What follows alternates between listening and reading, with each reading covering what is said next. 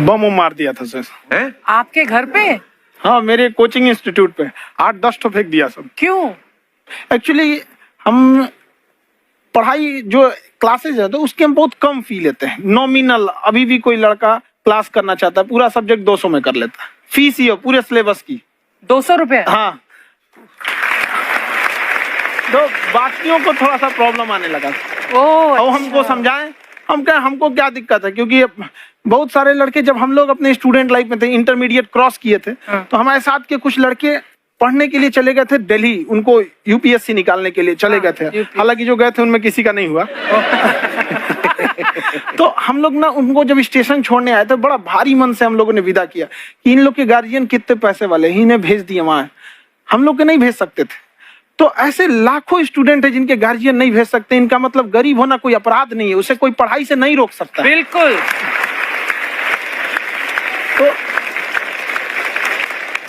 तो हमने ठान लिया था कि कभी अगर मौका मिलेगा तो उसको हम जरूर कम करेंगे। तो इस साल हमको मौका मिला, तो वो जो टफेस्ट एग्जाम है इंडिया का यूपीएससी, उसकी 2.5 लाख की फीस को हम 7,500 में कर दिए। और सेम, बहुत बढ़िया, वेरी गुड। और इंडिया के सबसे बेस्ट टीचर के साथ जो भी हैं वो अपने सब्जेक्ट में उससे बेस्ट इंडिया में कोई नहीं। और इतना के बावजूद ऐसे हम लोग को लगता होगा 7,500 बहुत कम है। एक लड़की ने कहा कि सर शाम वाले बैच को ना मॉर्निंग में कर दीजिए। हम कहे बाबू तो इतना सबके इंडिविजुअल से तो बैच ट्रांसफर नहीं, क्या प्रॉब्लम है? उसने कहा ना शाम में हमको दूसरे के यहाँ बर्तन मांजने जाना होता है। तो हम लोग को लगता है कि जितना ये तकलीफ इससे कई गुना जाते हैं। और कई बार तो ऐसा लगता है कि वो भी ना ले। एक लड़का बेचारा नदी से बालू निकालता था और वो बालू को भरता था, फिर नाव बालू को किनारे लेके बेचती थी, और वो बालू भरता था, उससे मेरी फीस ले आया। हमारा हाथ कांप गया, हम कैसे फीस ले लेंगे यहाँ पर। बहुत बढ़िया। उसी दिन हमने ये प्रण लिया था कि भारत का कोई भी बच्चा उसके सफलता में पैसा उसकी बाधा नहीं बनेगी, चाहे उसको जितना भी पढ़ना रहे। आपका क्या बात। और अर्चना जी, मैं इनके बारे में एक बात, खान सर आपके बारे में मैं एक बात कहना चाहता हूँ। इनका जो स्टार्टअप है ये बूटस्ट्रैप्ड है। अच्छा। मैं साधारण भाषा में बता देता हूँ, ये सेल्फ फंडेड है। इन्होंने अभी तक किसी और से पैसा नहीं लिया है। ये इन्वेस्टर के पैसे से नहीं, इन्होंने खुद इसको बिल्ड किया है। और बल्कि इतना स्ट्रॉन्ग स्टार्टअप है ये कि मैं कहूंगा कि अगर इन्वेस्टर्स को इन्वेस्ट करना हो तो मैं इंडोर्स करता हूँ ऐसे स्टार्टअप्स को। यही सब चीजों को देखते हुए कई लोगों ने धमकी भी दिया था वहां पर। अच्छा। और उसके बाद बम चला दिए, और 7-8 बम चला दिए, और कुछ ब्लास्ट हुआ। एक बेचारा नया लड़का आया था एडमिशन लेने के लिए, उसकी स्कूटी उड़ा दिया। वो आया था, कहा कि सर हम तो पढ़ने आए थे, हमारा स्कूटी उड़ गया। तो हमारी ऑफिस उड़ा दिए सब। एक तो पास में आके गिरा और नहीं फटा वो।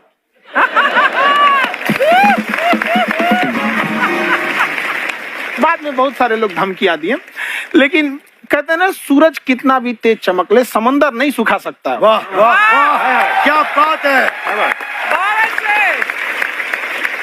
मैम एक्चुअली ये फीस कम करने का एक और रीजन है। 2.5 लाख 3 लाख की जो फीस में सब लोग पढ़ाई एफोर्ड नहीं कर पाते। इसलिए वो कुछ ही लोग एफोर्ड कर पाते हैं, तो उनका मेंटल लेवल तो बहुत ऊपर चला जाता है। लेकिन एक पूरे देश का मेंटल लेवल थोड़ा सा स्टेबल नहीं हो पाता।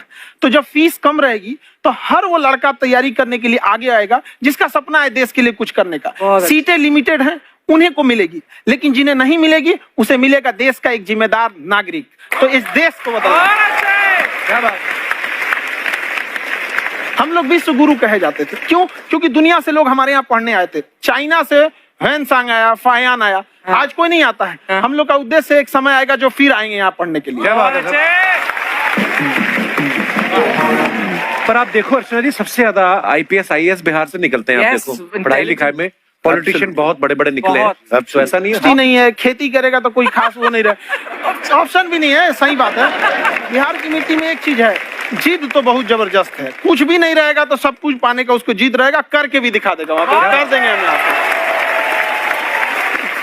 कहाँ सर, हमने सुना है आप 5 स्टार में रुके थे कल और नीचे जाके वड़ा पाव खाने गए आप रेडी पे। एक्चुअली क्या है ना कि वहां जो चीजें सीखने को मिलती है ना, खाली पेट और खाली जेब इंसान को जो सिखाते हैं वो किसी यूनिवर्सिटी कॉलेज में नहीं सिखाया जा रहा। और गरीबी बड़ा बेशरम चीज होती है। तो कहते हैं कि मौत भी तू जल्दी आया कर गरीब के घर में। कफन का पैसा भी खर्च होता है, दवाइयाँ खरीदते खरीदते। हाय हाय हाय, क्या बात है।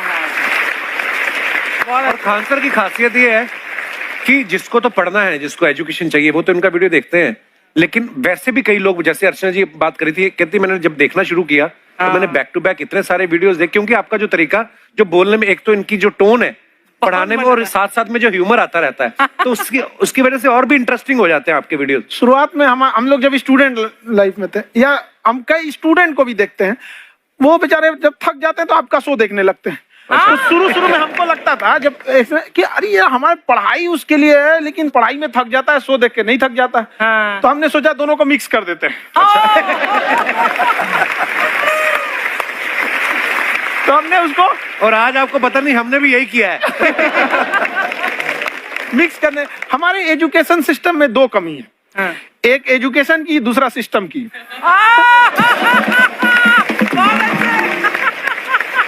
लगा के गोरी लेंस नीला नीला